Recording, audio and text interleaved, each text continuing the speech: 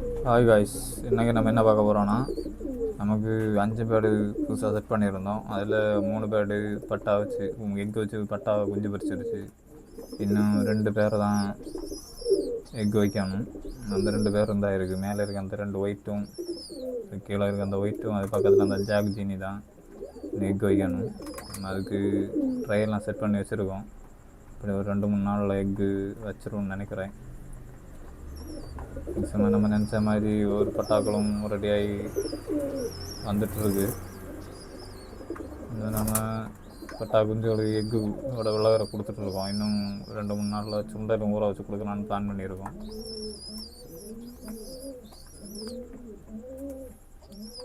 இன்னும் நமக்கு ஒரே ஒரு பேர் தான் 2 எக்கு வச்சு ஒரு எக்கு தான் கேட்ச் ஆச்சு. ஒரு எக்கு கேட்ச் ஆகலை.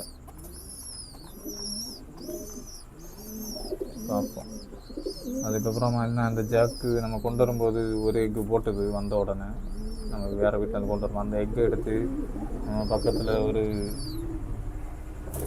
பேர்டு எக் வச்சுருந்தது அந்த சைடு கூட்டில், அதுக்கு கூட வச்சுருக்கோம் 2 எக்கும். அதில் ஹேட்ச் ஆகுமான்னு தெரியல, மாற்றி வச்சுருக்கோம். அப்படி ஹேட்ச் ஆகுமா அதான் சொல்லிட்டு கமெண்ட் பாக்ஸில் கமெண்ட் பண்ணுங்கள். நம்ம இந்த பேர்டு இந்த ஜாக்கு வந்து அந்த தொலை வீட்டில் இருந்தப்போ ஒரு முட்டை வச்சுருது. இங்கே வந்து 2வது ஒரு முட்டை வச்சுது. ஆனால் அது 2வது இந்த முட்டை எடுத்து வேறு ஒரு பேர்டு மாற்றி வச்சுருக்கோம்.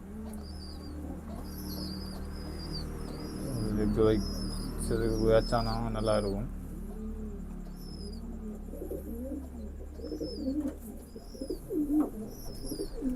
என்ன பேர்டு எதுவும் திறந்து விடலை, ஏன்னா மழை பெஞ்சு இருக்க நிறைய வெளியே எதுவும் விடாமல் போட்டு உள்ள அடைச்சலாம் போட்டிருக்கோம்.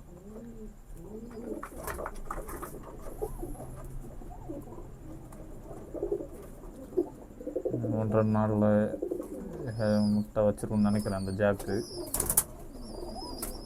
ஆனால் கூட்டுக்கு தான் மாறு அடி வந்துட்டுருக்கு, என்னன்னு தெரியல.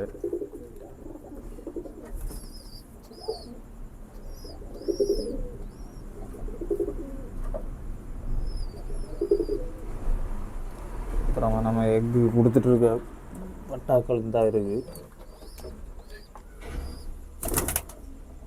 மேக்ஸிமம் 2 பட்டாவும் ஈக்குவலாக வந்துட்டுருக்கு. ஏன்னா நம்ம ஒரு பட்டாவுக்கு எக்கு மட்டும் தான் கொடுத்துட்ருக்கோம். இன்னொரு பட்டாவும் இந்த பட்டாவும் ஓரளவு ஒரே சைஸில் வந்துட்டுருக்கு. பார்த்தாலே தெரியும் உங்களுக்கு. நம்ம மேக்ஸிமம் டெய்லி கொடுத்துட்ருக்கோம். அப்புறமா இன்னும் 2 எக்கு வச்சு தயாரிச்சா இருக்குது. அது நம்ம அன்னைக்கு வீடியோவில் போட்டிருந்தோம். இந்த இருக்குது 2 தான் அந்த 2வது பேரோட பட்டா. இது 2லோட 1 வந்து கொஞ்சம் சின்னதாக இருக்குது. இது இன்னும் கொஞ்சம் நாள் கழிச்சு கண்ணு திறந்ததும் நம்ம இதுக்கு கொஞ்சம் இந்த வீக்கு சின்னதாக இருக்க பட்டாவுக்கு இது கொடுக்கலாம். அப்போ ஈக்குவலாக வரும். மேக்ஸிமம் நம்ம பட்டாக்களை கையில் எடுக்காமல் இருக்கிறது நல்லது. ஏன்னா நம்ம கையை சூடும் அதோட உடம்புல இருக்க சூடும் வித்தியாசம் இருக்குது.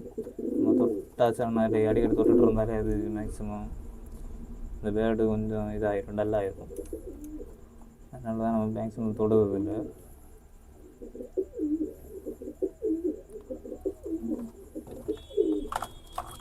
அப்புறமா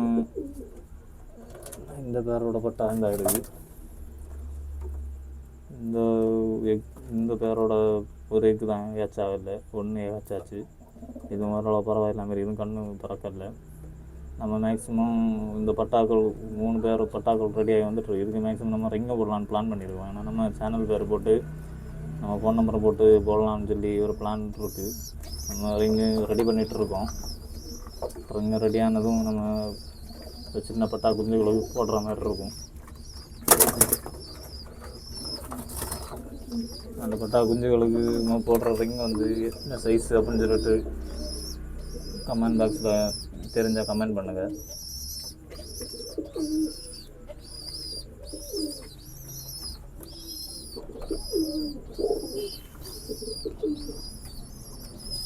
ஓகே காய்ஸ், இந்த வீடியோ உங்களுக்கு பிடிச்சிருந்தால் லைக் பண்ணுங்கள், ஷேர் பண்ணுங்கள், மறக்காமல் சப்ஸ்கிரைப் பண்ணுங்கள்.